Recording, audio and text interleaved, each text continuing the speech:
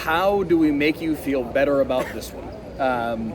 We've been doing these solo all through the postseason. I feel like you need both of us here to try and break down Game 3 of the NBA Finals. Mike Leslie, Jonah Javad. Is that worse to make that big of a comeback, get back within one, and then still have it end up going sideways for the Mavs to fall in a 0-3 hole? In a Game 3, I think it's worse. If that happens in Game 1, you got to feel great, right? Like, if that happened in Boston. Oh, my gosh. Especially compared to the Game 1 that we actually did see. Yeah, exactly. I mean, if that happens in Game 1, you're feeling great about this team, but for it to happen in Game 3, this one was tough from the jump because Mavericks go up 13 points. Kyrie Irving had this place going berserk. Yeah. And then all of a sudden that lead just, you look away and you look back. You go get a snack and that lead is gone. And that's the Celtics. That's not just the Mavericks doing things that gave the game away. The Celtics are an extremely good team and have shown it through these 3 games. But man, you heard Jason Kidd talk about it after the game. It's just what the Celtics do, they just wear you down. And they don't go away. They don't really get tired. And a lot of that is predicated on their offense. It just looks so much more fluid than the Mavericks. That ball doesn't stick to their hands. No, their ball movement on the perimeter, the open threes that they get themselves, it's impossible to defend because the Mavs are a good defensive team and they have struggled with it throughout this series. You finally saw Kyrie Irving the way that we've seen Kyrie Irving all the way through this playoff run. Obviously, games 1 and 2 in Boston were not his cup of tea, did not go well for him. He was great tonight, but it really took until that fourth quarter run from the Mavs for anybody else to show up. There was one point where it was like 26 for Kyrie, 25 for Luka, and the next leading scorer at that point was, I believe, Derek Lively with 6 points. Yeah, and Lively was fantastic too. Also in the huddles, Kyrie and Kidd gave him a lot of credit for being kind of that positive force in the huddle during the timeouts that helped ignite that run. So credit to the rookie for stepping up in those situations. One thing we gotta make note of this here, and we do a lot of box score reading, right? We just go based on field goal attempts or points. You feel like you're watching 2 totally different teams, right? It feels like the Mavericks are just trying. So it is every basket that they make feels like it requires 10 hours of work, whereas the Celtics are just getting open looks seemingly at will, and that is just a really hard way to win games, right? Like they have to be so perfect. Like there's got to be 0 margin of error to win these games, and you got to win 4 of them. I mean, it is just really hard, and you're seeing the difference in caliber between these 2 squads. It's like the Mavs offense and the Celtics offense is pre- and post-industrial revolution.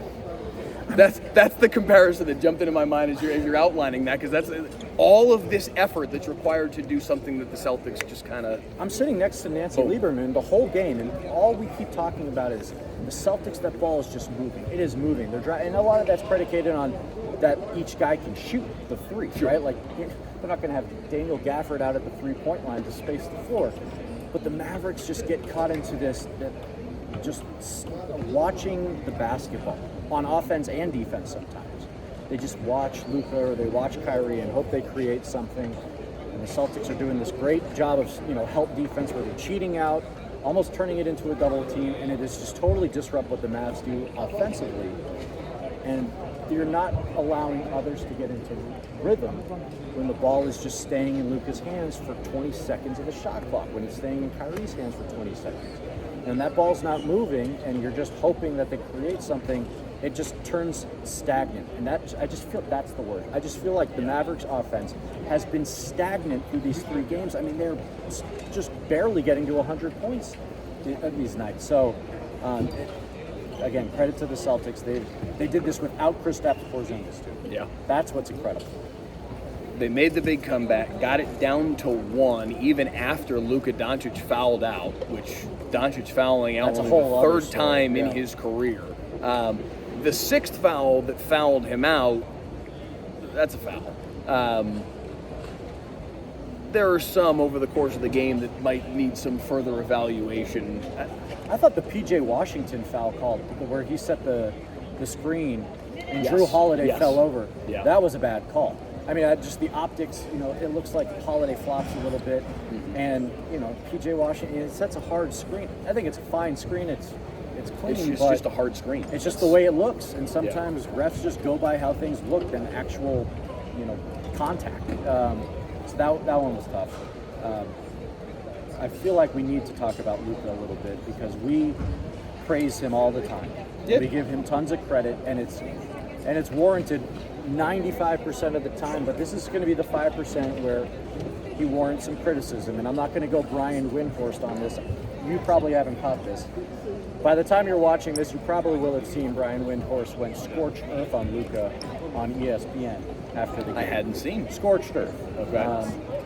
There were a lot of times throughout Game 3 where Luka was more concerned about the refs and calls and getting the right whistle than he was about playing basketball. And there were times, and it wasn't Getting just back good. on defense, yeah. And there were moments where he has the ball and he's still talking to the referee about a foul call when he has the ball. It was just, it felt like a lack of focus. And I get that that's kind of Luka sometimes. He really gets into it with refs.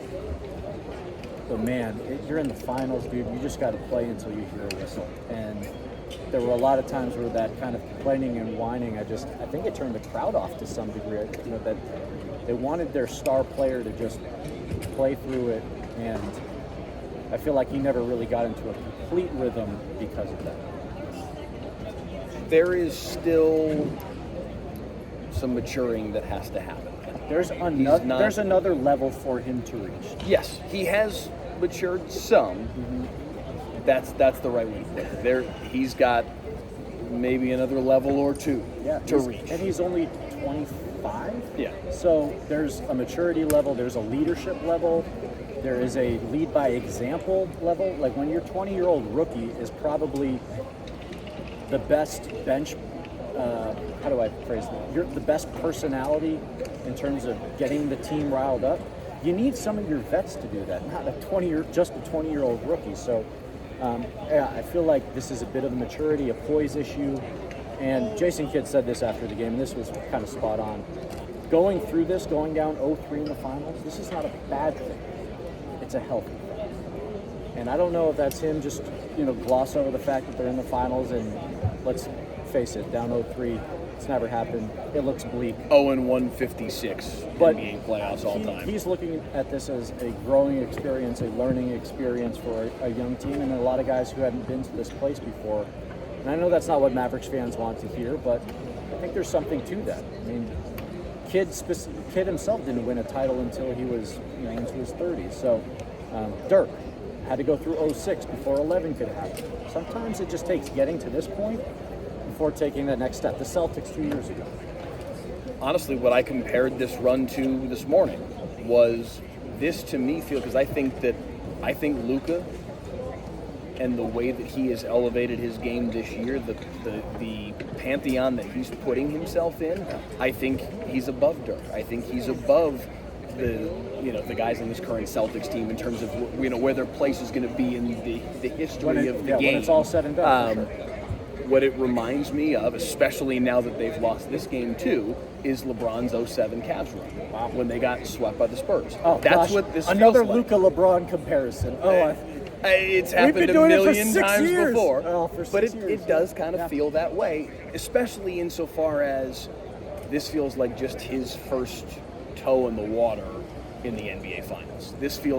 He feels to me like somebody who's going to be back here with a good deal of regularity. Yeah, and with a team where, maybe not to LeBron's level because that's outrageous. But there is such an enormous talent disparity between these two squads. I know, and listen, I touched on this earlier.